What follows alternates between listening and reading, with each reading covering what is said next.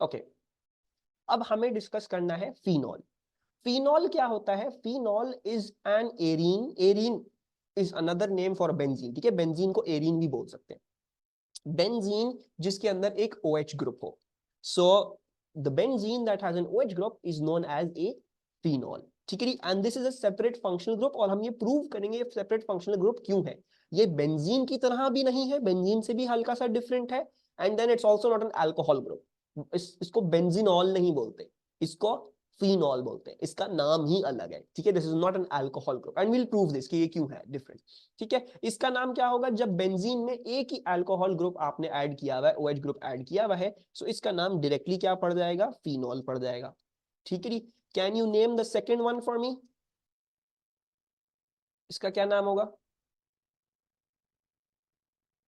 सो इसका नाम हमारे पास आ जाएगा 2-methyl फिनॉल, ठीक है। दूसरा अपनी हैबिट ही बनाओ, अभी तो चैट में नहीं लिख रहे होगे तो it's okay, I do accept it, लेकिन always separate the numbers with the alphabets by a dash. ये एग्जाम में आपको करना पड़ेगा, नहीं करोगे तो वो कट लगा देगा वो आपके नेम पे, ऑल्दो इट इज करेक्ट, ठीक है। अगर उसका दिमाग खराब हुआ और जो है वो बीवी से लड़के आया हुआ तो फिर वो आपके मार्क्स काट लेगा। अच्छा, 3 का, can you give me the name for question number 3?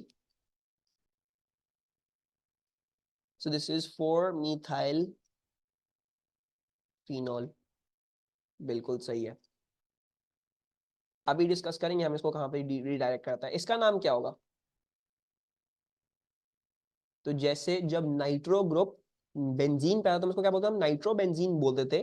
अब हम क्योंकि फिनॉल पे आ गया है ये, तो हम इसको क्या बोलेंगे? हम इसको नाइट्रोफिनॉल बोलेंगे। और दूसरे वाले पे है ये nitro, so this shall be two nitrophenol. Very good. Let's also name this, इसको क्या बोलेंगे?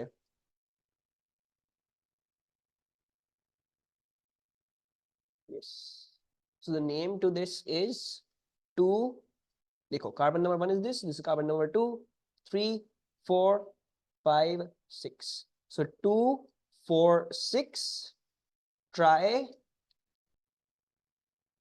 bromo and then phenol. This is the name for this compound.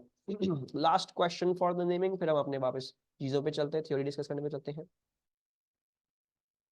Okay, so carbon number 1, carbon number 2, carbon number 3, carbon number 4, इस बात का ध्यान में रखना है कि पहले वो आएगा जो अल्फाबेटिकली पहले आता है। तो पहले आप 4-ethyl लिखोगे because that's E is before M, and then 2-methyl and then phenol, ठीक है। यस, और युसरा 4-ethyl कॉमन नहीं होगा, 4-ethyl डैश होगा। जब भी वर्ड और नंबर को सेपरेट करोगे तब डैश, जब नंबर्स को सेपरेट कर रहे हो तब कॉमर्स, ठीक है। नंबर्स के बीच में कॉमर्स, वर्ड्स और नंबर्स के बीच में हमेशा डैश आएगा, ठीक है। Okay, next, now let's go on to the chemical reactions of phenol. Phenol is actually an acidic compound, and this is the first reason why it's not an alcohol group. Alcohol क्या था? Alcohol was not an acidic compound, ठीक है। ये H plus lose नहीं करता alcohol खुद से। Phenol, however, is acidic, ठीक है। और phenol जो है वो कितना acidic है? Unfortunately, it is a weak acid. कोई बहुत ज्यादा strong acid नहीं है, it is a weak acid, ठीक है, बहुत ज्यादा strong नहीं है ये।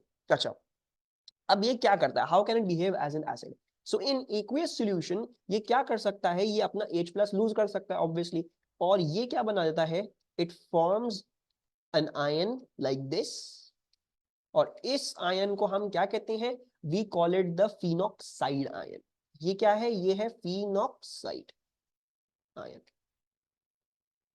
This is known as the phenoxide ion. और जब H2O H प्लस गेन करेगा तो H2O क्या बन जाएगा? It will become H3O positive. The hydronium, oxonium, hydroxium, whatever name you have remembered for this, वो सारे नेम ही करेक्ट होते हैं। हाइड्रोनियम, ऑक्सोनियम, हाइड्रोनियम, सारे ही नाम इसके H3O positive आयन के हैं, ठीक है। So it can react like this.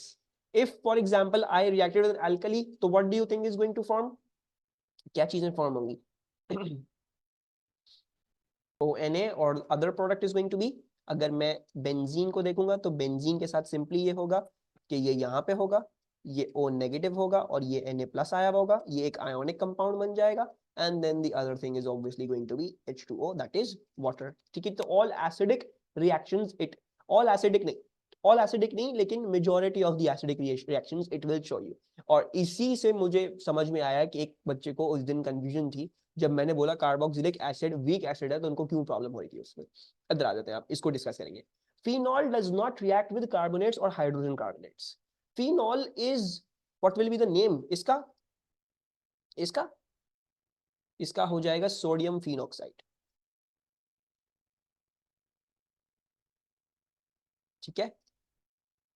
अच्छा, phenol is not as strong of an acid that can react with carbonates or hydrogen carbonates. ठीक है, ये कार्बोनेट्स के साथ रिएक्ट नहीं करता है, right. So if I give you alcohol, phenol and carboxylic acid, now अब मुझे बताना, ये तीन हेडिंग्स हैं, विल डिस्कस कौन के साथ रिएक्शन देगा। Alcohol, will alcohol give me a reaction with sodium solid?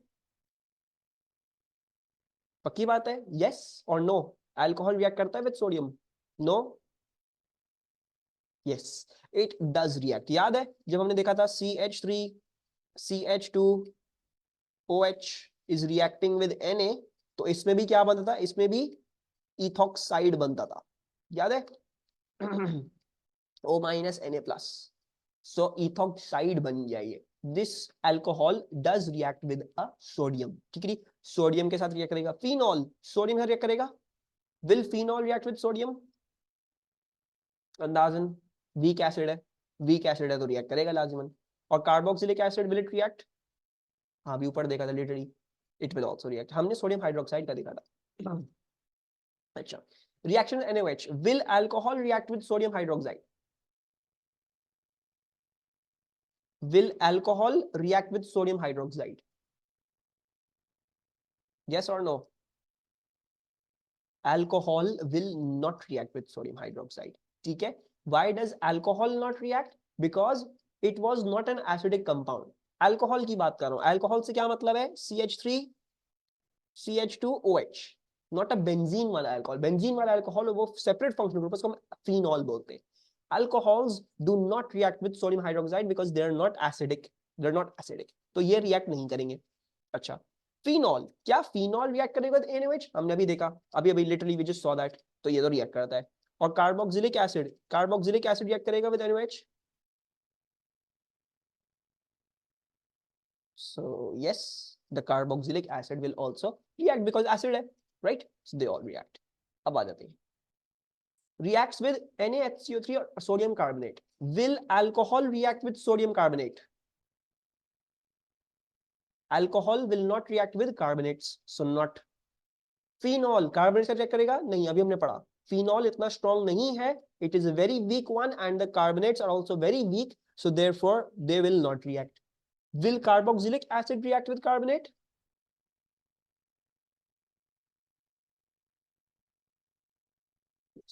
The carboxylic acid is also a weak acid but still strong enough to react with sodium carbonate or sodium hydrogen carbonate, ठीक है। We saw this just yesterday, carboxylic acids do react with sodium carbonates। तो अगर मैं आपको इन तीनों का, इन ये तीन दे दूं और मैं आपको बोलूं भाई मुझे डिफरेंशिएट करके बताओ कौन सा अल्कोहल है, कौन सा फिनॉल है और कौन सा कार्बोक्सिलिक एसिड है, तो आप डिफरेंशिएट कैसे करोगे? आप पहले सोडियम के साथ रिएक्शन करोगे। सोडियम के साथ अगर रिएक्शन नहीं मिला तो इसका मतलब क्या है, ना ही ये अल्कोहल है, ना ही ये फिनॉल है और ना ही ये कार्बोक्सिलिक एसिड। अगर होता है इन तीनों में से कोई भी तो सोडियम के साथ रिएक्ट करता। अच्छा चलो, सोडियम का रिएक्शन हो गया, तीनों का हो गया, जो भी था उसका रिएक्शन हो गया। फिर उसने रिएक्शन NaOH के साथ नहीं दिखाया तो हमें कंफर्म हो जाएगा ठीक है अल्कोहल था। अच्छा जी, NaOH का रिएक्शन हो गया तो इसका मतलब है अभी पॉसिबिलिटी है फिनॉल या कार्बोक्सिलिक एसिड हो सकता है। फर्दर हमें NaHCO3 या Na2CO3 डाल के चेक करना पड़ेगा कि ये कार्बोक्सिलिक एसिड है या फिनॉल है, ठीक है। अगर फॉर एग्जांपल अगर एग्जामिनर आपको बोले कि भाई Na2CO3 या NaHCO3 के साथ ये रिएक्ट कर गया, तो देन तो हम पक्का पक्का श्योर है कार्बोक्सिलिक एसिड है, बिकॉज और कोई चीज कोर्स में है ही नहीं जो इसके साथ रिएक्ट कर सके। कार्बोक्सिलिक एसिड का ये टेस्ट है, ठीक है। फिनॉल का टेस्ट क्या है, उसको इन दोनों के साथ देखना पड़ेगा और अल्कोहल का इन दोनों के साथ देखना पड़ेगा, Na और NaOH के साथ, तब जाके आपको चीज पक्की हो जाती है, ठीक है। Is this thing clear? Examiner कैसे क्वेश्चंस दे सकता है, ऐसे कुछ आपको जो है वो चीजें बना के दे सकता है कि आपको फिर रिड्यूस करना हो क्या हो रहा है क्या नहीं हो रहा। Okay, can I repeat the test carboxylic acid का? कार्बोक्सिलिक एसिड का टेस्ट ये है, this one, this is the only organic compound that reacts with carbonates, ठीक है। ये वाहिद ऑर्गेनिक कंपाउंड है जो कार्बन से करता है। तो अगर एग्जाम में आपको दे दे इसने कार्बोनेट का रिएक्शन कर दिया, तो दैट इज 110% श्योर वो कार्बोक्सिलिक एसिड ही है। We don't need any further information for that, ठीक है। फिनॉल अगर है तो फिनॉल के लिए आपको इंफॉर्मेशन क्या चाहिए होगी, आपको ये दोनों इंफॉर्मेशन चाहिए होगी। You will need to know कि सोडियम हाइड्रोक्साइड के साथ रिएक्शन दे रहा है लेकिन सोडियम कार्बोनेट के साथ रिएक्शन नहीं दे रहा। सोडियम हाइड्रोक्साइड से पॉसिबिलिटी क्या आती है, या तो फिनॉल या तो carboxylic acid.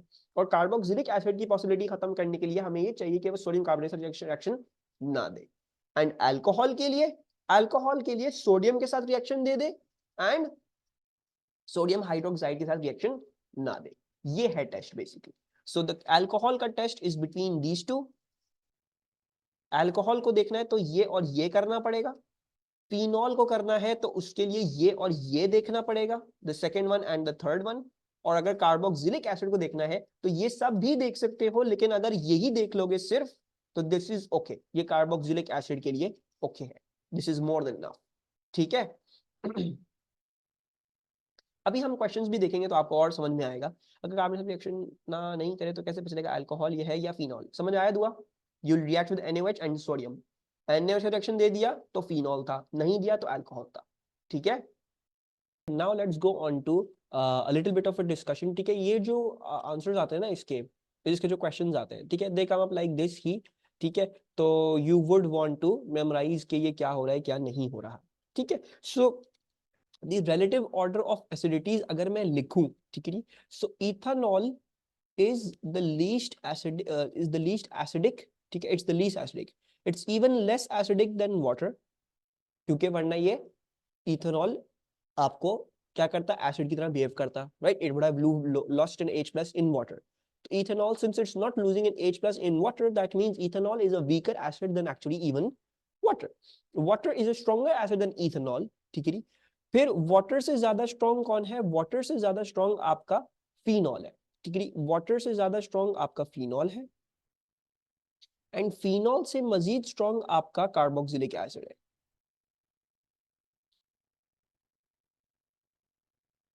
So this is the relative order of acidities, ठीक है। अच्छा हाँ, बल्कि इसको इथेनॉल और ये कार्बोक्सिलिक एसिड देगा, हम इसको इथेनोइक एसिड कहते हैं। हम दो कार्बन की बात कर रहे हैं, whereas this would carry for any n number of carbons. So ethanol less than H2O, less than H2O, phenol, and then this is less than ethanoic acid, ठीक है। इथेनोइक एसिड का हम कार्बोक्सिलिक एसिड में discuss करेंगे कि इसका क्या मसला है, ठीक है। उधर हम ज्यादा जो है वो डिटेल में डिस्कस करेंगे कि भाई ये क्यों इतना ज्यादा स्ट्रांगली एसिडिक है देन इवन फिनॉल, ठीक है। तो वो हम उधर डिस्कस करेंगे। The main concern over here with regard to when we are discussing phenol, हमें ये डिस्कस करना है कि फिनॉल इथेनॉल से या पानी से ज्यादा अच्छा एसिड क्यों है, why is it a better acid than ethanol and water. So let's discuss that, ठीक है। अच्छा, what do we define acids as, acid क्या होते हैं वैसे, एसिड की डेफिनेशन क्या होती है?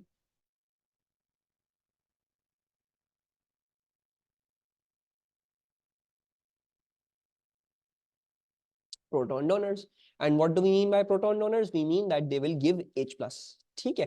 अब सपोज करते हैं you have got कोई भी है यहाँ पे, कोई चीज है, कोई स्पीशी है that can accept H plus, whatever species is over here वो H plus इन दोनों से ले सकती है।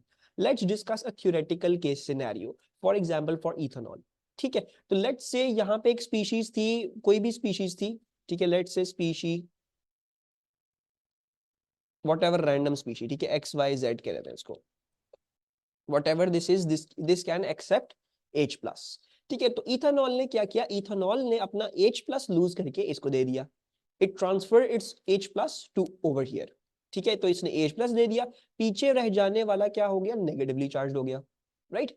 फर्दर मोर हमें क्या पता है, हमें ये पता है कि जो आपके अल्काइल ग्रुप्स होते हैं they also push electron density, ठीक है। ये क्या करवा रहे हैं, मैं ये करवा रहा हूं कि why is ethanol a weaker acid than phenol and why is phenol a stronger acid than ethanol, ठीक है, हम ये डिस्कस कर रहे हैं, ठीक है। सो वंस अगेन क्योंकि थोड़ी सी क्लास की तादाद बढ़ गई है तो लेट्स लुक एट इट कि मैं क्या एक्सप्लेन कर रहा था। We are going to understand why is there a difference between the acidic nature of phenol and for example ethanol, ठीक है। वी ऑल नो एसिड्स क्या करते हैं, H plus डोनेट करते हैं। तो ये XYZ कम कोई स्पीशी है जो इन दोनों से H plus ले सकती है, राइट। सो ये भी अपना H plus होता है, इसको देता है, ये भी अपना H+ खोता है और इसको दे देता है, right? The both of them, let's say they can do that in this case scenario. Theoretically speaking, ये कर सकते हैं at any given time अपना H+ लूज करके किसी भी को दे सकते हैं, right? What's going to happen then is that जो पीछे रह जाने वाली चीज होगी वो नेगेटिवली चार्ज स्पीशी हो जाएगी, राइट? और जो H+ आपने लूज किया है वो ऑब्वियसली H+ है. Now the problem is why are things weak acids? ठीक है, the reason for these not being very strong acids in the first place is कि देखो obviously जब आपका H+ लूज होगा तो इस पे नेगेटिव चार्ज आएगा और H पे पॉजिटिव चार्ज आएगा. तो देख रहे हो इन दोनों के बीच में एकदम से क्या हो जाती है, अट्रैक्शन बिल्ड हो जाती है. An attraction will build in both of the cases. O- बना और ये H+ बन गया. H+ लूज हुआ लेकिन उसको अट्रैक्शन फील होगी, तो there is a chance that it just goes and combines back again. And similarly over here as well, इसके ऊपर भी चांस है कि ये वापस जाके जुड़ जाए और वापस से ये फिनॉल और इथेनॉल ही बन जाए. The H+ does not get enough time to escape to some other species. Instead वो जुदा हुआ, नेगेटिव चार्ज बना, उसने उसको वापस अट्रैक्ट करके वापस चिपका लिया, right? So acid what do we mean by this partial dissociation? This partial dissociation का मतलब ये होता है कि वो H+ निकलता तो है लेकिन वो फिर से वापस आके लग जाता है, because the negative charge is so, वो इतना ज्यादा होता है कि वो वापस आके जुड़ जाता है, right? You need somehow to just if you had a good enough mechanism कि वो नेगेटिव चार्ज वहां से इतना ज्यादा स्ट्रॉन्ग नेगेटिव चार्ज ना हो और अट्रैक्शन किसी ना किसी तरह कम कर दे और H+ को इतना टाइम मिल जाए कि वो एस्केप कर जाए, then that defines a strong acid. ठीक है, तो जैसे हम डिस्कस कर रहे थे, इस इथेनॉल ने एक H+ लूज किया, H+ पे पॉजिटिव चार्ज आ गया, उस पे खुद पे नेगेटिव चार्ज, और फिनॉल ने भी एक H+ लूज किया, उस पे H+ और दूसरा वाला नेगेटिव चार्ज. ठीक है. स्ट्रॉन्ग और वीक क्या हुआ दुआ?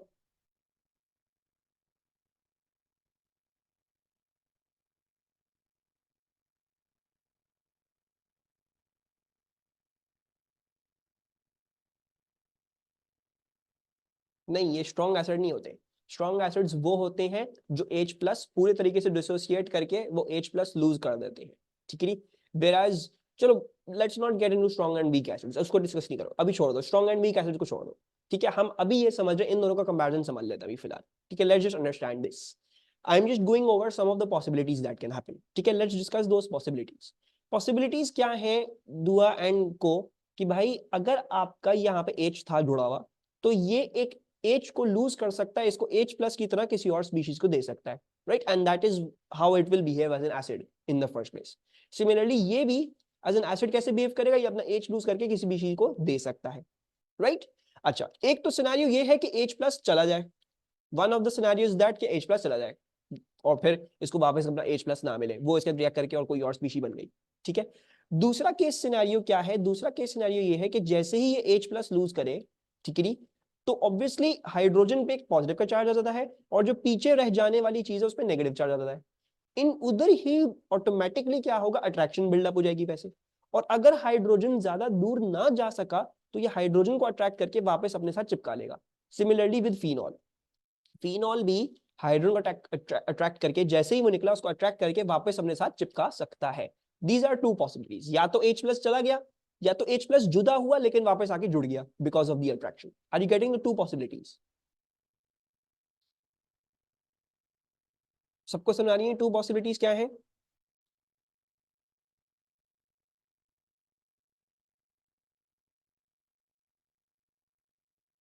Okay. Now we all know what happens in the case of alkyl groups is alkyl groups like to push their electron density away. Alkyl groups हमेशा electron density push करते हैं away. They are electron donating groups. So they will push. वो क्या करते हैं, वो तो already originally क्या कर रहे हैं, वो और electron density oxygen की तरफ फेंक रहे हैं. क्यों फेंक रहे हैं? Because oxygen is already electronegative. इन सबकी इलेक्ट्रॉन डेंसिटी खींच के वो अपने पास बुला रहा होगा. और ये सारे अल्काइल ग्रुप्स भी बड़े अच्छे होते हैं, they give the electron density ऐसे ही. ठीक है. व्हाट्स गोइंग टू हैपन जब ये दोनों अपनी इलेक्ट्रॉन डेंसिटी इस ऑक्सीजन पे पुश करेंगे, सो ये जो नेगेटिव चार्ज है ये ज्यादा इंक्रीज कर जाएगा. This negative charge is going to become significant. ये ज्यादा नेगेटिव हो जाएगा. इंस्टेड ऑफ जस्ट बीइंग -1, ये -1.2 -1.1 समथिंग कुछ ऐसा हो सकता है. एंड इन दैट केस जब ये नेगेटिव चार्ज बढ़ जाएगा, सो can I say that the attraction over here is more, the attraction has increased. And so there is a higher probability कि जो H+ आपने लूज किया वो वापस आके जुड़ जाएगा, वो ज्यादा दूर जा ही नहीं पाएगा. because of the negative charge increasing so much because of the electron donating effect, that negative charge can pull the hydrogen back into place and therefore ऐसा मालूम हो आपको कि ये डिसोसिएट नहीं कर पा रहा, हालांकि डिसोसिएट कर रहा है लेकिन H प्लस वापस आके जुड़ जाता है because of the significant negative charge. So this is the case with ethanol या for alcohols, primary alcohol, secondary alcohol, tertiary alcohols, उनके लिए ये केस होता है. That is why they cannot behave as acids. ठीक है, yes, इसीलिए it's a weak one, ये H प्लस आके वापस से जुड़ जाता है. ठीक है, whereas in the case of phenol अगर हम देखें ना, इस बात को अगर हम देखें तो phenol की केस में क्या होता है, obviously ऑक्सीजन का ऊपर नेगेटिव चार्ज आएगा and it will have lone pairs. Oxygen के पास और भी lone pairs होता है, it already has a lot many lone pairs as well. खैर हम lone pairs को अगर ना डिस्कस करें, हमें ये पता है कि ये जो पायरिंग है दिस इज वेरी स्टेबल और इसमें ऑलरेडी 6 पाई इलेक्ट्रॉन्स ऐसे घूम रहे हैं. In fact this pi ring can also accept more electrons. ठीक है, तो होता क्या है, ये जो नेगेटिव चार्ज है ना, ये इस पायरिंग के ऊपर डीलोकलाइज हो जाता है. This negative charge instead of only existing on the oxygen, ये नेगेटिव चार्ज इस पायरिंग के ऊपर डीलोकलाइज हो जाता है. यानी इंस्टेड ऑफ द, जैसे इथेनॉल में सारा का सारा नेगेटिव चार्ज कहां पे आ गया, ऑक्सीजन पे आ गया, बहुत ज्यादा कॉन्सेंट्रेट हो गया नेगेटिव चार्ज इधर. whereas in the case of phenol the negative charge can delocalize over the pyring. वो जो नेगेटिव चार्ज है वो अब एक ओवर अ बिगर स्ट्रक्चर फैल चुका है. तो what's going to happen over here, it is electron withdrawing group. Withdrawing तो you wouldn't call it a withdrawing group. Benzene is not a withdrawing group. It's just that कि उसकी पायरिंग में जगह है, वो और इलेक्ट्रॉन्स को एक्सेप्ट कर सकती है. तो यहाँ पे जो H प्लस का जो इलेक्ट्रॉन था ना ऑक्सीजन के पास, वो पायरिंग ने अपने पास डीलोकलाइज कर लिया. It took the electron from oxygen अपने अंदर डाल दिया. So that electron is basically somewhere wheezing over here, ये H प्लस का इलेक्ट्रॉन. ठीक है, तो होता क्या है, ये जो नेगेटिव चार्ज है ना, instead of being concentrated on this oxygen, ये पूरे स्ट्रक्चर पे नेगेटिव चार्ज बन जाता है. नाउ एज अ होल कहीं पे भी कॉन्सेंट्रेटेड नहीं है वो नेगेटिव चार्ज. कोई भी ऐसा पॉइंट नहीं है स्ट्रक्चर में जहां पे नेगेटिव चार्ज बहुत ज्यादा होगा.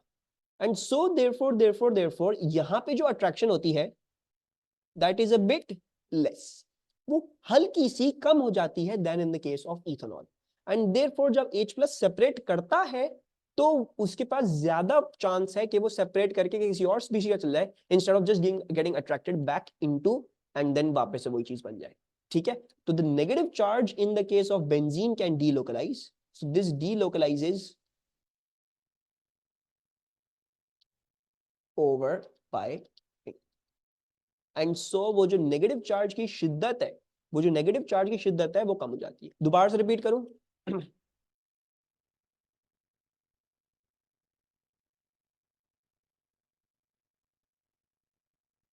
ओके देखो, सबसे पहले इस बात को समझो. ठीक है, बेंजीन रिंग के अंदर रिपल्जन हो रही है, जो भी हो रहा है, व्हाटएवर इज हैपनिंग, ठीक है, that's not the main driving factor over here. Main driving factor क्या है, बेंजीन बना किस तरह था.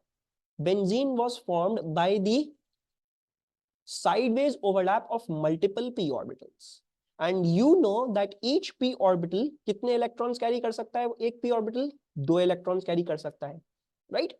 सो ये जो p orbitals मर्ज करे हैं ना, इनके अंदर अभी भी बहुत सारी जगह है टू एक्सेप्ट मोर इलेक्ट्रॉन्स. समझ रहे हो इस बात को, it can accept more electrons from other species and put this into over here. वो इलेक्ट्रॉन यहाँ पे डाल सकता है बड़े आराम से, बिकॉज़ बहुत सारे खाली खाने हैं इसके पास, अभी भी खाली जगहें हैं जहां पे ये इलेक्ट्रॉन एक्सेप्ट कर सकता है. एक p ऑर्बिटल्स में इसके खाली जगहें हैं, ये एक्सेप्ट कर सकता है बड़े आराम से, कोई प्रॉब्लम नहीं है. ऐसा नहीं है जगह नहीं है, इसमें जगह बहुत है, इसमें इलेक्ट्रॉन हम डाल सकते हैं, राइट. तो यानी बेंजीन रिंग के अंदर p में एक इलेक्ट्रॉन होता. यस, ये जो इसमें है, ये जो सारे p ऑर्बिटल्स हैं यहाँ पे, इन सब में एक इलेक्ट्रॉन है. All of them have 1 electron. अभी हर p ऑर्बिटल में कितनी गुंजाइश है, और यू हैव 1 मोर की गुंजाइश, यानी at max it can gain like 6 electrons. दूसरी बात ये होती है कि जब ये रिंग स्ट्रक्चर ले लेता है ना, p ऑर्बिटल तो बेचारा इतना सा होता है, जब रिंग स्ट्रक्चर लेता है तो फिर ये बहुत बड़ा एक जगह बन जाती है जहां पे you can put in electrons over there. So the p orbital is really small individually, लेकिन जब ये सब मर्ज करते हैं तो एक p orbital it becomes a pi ring. ये एक बड़ी जगह बन जाती है जहां पे इलेक्ट्रॉन्स परसिस्ट कर सकते हैं बड़े आराम से, वो आराम से घूम सकते हैं, उनको इतनी इलेक्ट्रॉन स्पिन पे रिपल्जन भी फील नहीं होगी as compare to when it was just a p orbital. ठीक है, सो इधर जो है वो कुछ ऐसा ही हो रहा है. ठीक है, I am repeating this again. for the case of both ethanol and for the case of both phenol once again, ठीक है। सो हमने क्या बात करी, हमने ये बात करी, अच्छा बाय द वे क्यों इस पे ना टाइम जो है वो ले रहा हूँ, because this comes up like a 3 to 4 mark question in your papers and आपको इसका आंसर एज इट इज लिखना होता है। मैं उसका मॉडल आंसर भी आपको दिखा दूंगा, ठीक है। सो हमने क्या डिस्कस किया, हमने डिस्कस किया कि भाई जो भी चीज एसिड की तरह बिहेव करती है वो H प्लस लूज करती है, right. So the ethanol if it wants to behave like an acid it has to lose an H plus, तो H प्लस उसको लूज करना पड़ेगा, राइट। तो पीछे रह जाने वाली चीज नेगेटिव हो जाएगी, और फिनॉल के लिए भी उसको भी एक H प्लस लूज करना पड़ेगा और पीछे रह जाने वाली चीज नेगेटिव हो जाएगी। नाउ वी ऑल नो कि इन दोनों स्पीशीज के बीच में ऑटोमेटिकली क्या बिल्ड हो जाएगी, अट्रैक्शन बिल्ड हो जाएगी, है ना। And so there is a quite a big probability कि बेचारा H प्लस उस XYZ स्पीशी के पास जा ही ना पाए, वो पहले ही वापस अट्रैक्ट होके वापस क्या बन जाए, OH बन जाए, वो वापस OH बन जाए। So there is a quite a high possibility that there is a lot of attraction, वो H प्लस जाके वापस से घुस जाए, it just goes back and combines back again, वो किसी और स्पीशी के पास डोनेट ही ना हो, it just comes back in position, ठीक है। अच्छा जब इथेनॉल को देखते हैं तो इथेनॉल में ये जो चीज है, जो अट्रैक्शन है back, that is way greater than the attraction in phenol. और उसका रीजन क्या है, उसका रीजन ये है कि सबसे पहले तो ऑक्सीजन नेगेटिव चार्ज होता है ऑलरेडी, दूसरा रीजन ये है कि the alkyl groups push there electron density towards the oxygen. तो होता क्या है, ये जो नेगेटिव चार्ज है ना, this one, the negative charge, this gets concentrated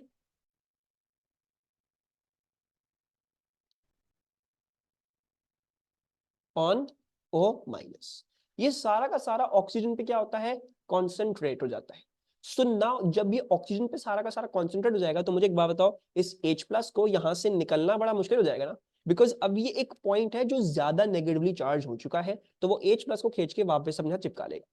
So over here the hydrogen is going to have a tough time escaping, whereas in the case of a phenol, इस oxygen पे जो negative charge आता है ना, that can delocalize over the whole pyring, ये negative charge इस पायरिंग में delocalize कर सकता है।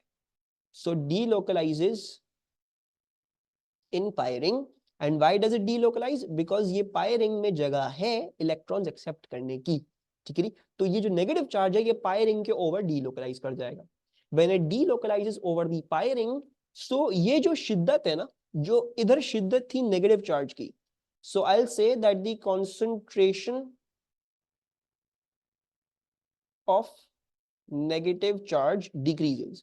अब ऑक्सीजन इतना हाईली नेगेटिवली चार्ज्ड नहीं है, it's not as highly negatively charged as it was in the case of ethanol.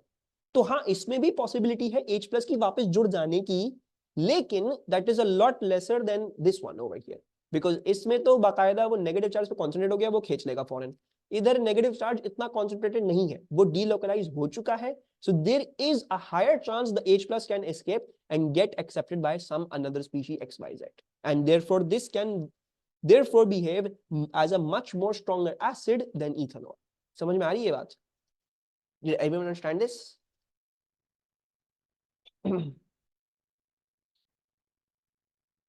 Okay, and then if you want to write the answer for this, तो इसका answer simply ऐसा है, when phenol acts as a Bronsted-Lowry acid and donates its H plus, the phenoxide ion formed can be stabilized as the negative charge on the oxygen delocalizes over the pyring। Stabilized क्यों लिख रहा हूं? Stabilized का मतलब क्या है, बहुत ज्यादा नेगेटिव नहीं है, थोड़ा कम नेगेटिव, यानी न्यूट्रल, थोड़ा न्यूट्रल की तरफ आ जाएगा, it will not be a hugely negative thing over here. तो वो स्टेबलाइज किया जा सकता है by the negative charge on the oxygen delocalizing over the pyring, so the oxygen becomes less negative and the H plus will not just come back and join again। Whereas when ethanol acts as Bronsted-Lowry acid and donates its H plus, the ethoxide ion formed cannot be stabilized as the alkyl group is already pushing electron density and concentrates the negative charge on O minus। ठीक है, सो ये है, this question does come up a lot, you should know that. इंशाल्लाह जब हम carboxylic acid पहुंचेंगे तो हम कार्बोक्सिलिक एसिड के ऊपर ही बात करेंगे कि ये फिनॉल से भी ज्यादा स्ट्रॉन्गर क्यों है, and the reason comes because कि उसका जो C डबल बॉन्ड O है, ये वाला जो ग्रुप होता है, ये बड़े अच्छे तरीके से इलेक्ट्रॉन खींच लेता है, it's a very good electron withdrawing group, ठीक है। तो खैर हम उसके ऊपर बाद में डिस्कशन करेंगे, will discuss that at a later time. और आई थिंक हमने थोड़ी सी डिस्कशन करी भी थी ओवर इन दैट पार्ट, जब हम क्या कर रहे थे, रिएक्शन काइनेटिक्स में वी वर डिस्कसिंग, नहीं सॉरी, इक्विलिब्रियम में जब हम pKa of toluene substituted carboxylic acid discuss कर रहे थे, right? And then the last thing that I want to discuss with you guys is simply to understand that phenol is not an alcohol group. Phenol does not give most of the reactions alcohol gives.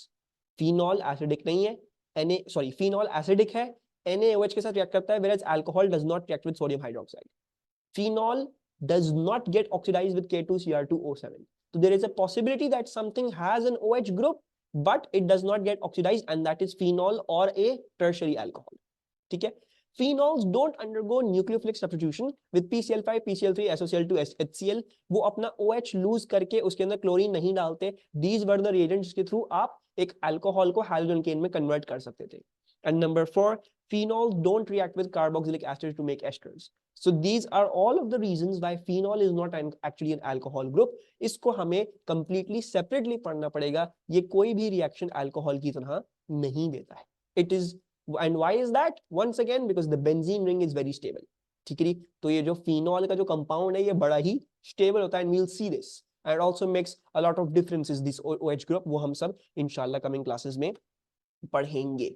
कोई confusion है, कोई query है तो पूछ सकते हो, रुक सकते हो. If there is nothing to ask and you understood everything thus far, तो आज की क्लास हम यहीं पे खत्म करते हैं. तो इफ एवरीथिंग इज क्लियर तो आज की क्लास आपकी यहीं पे खत्म होती है. ओके.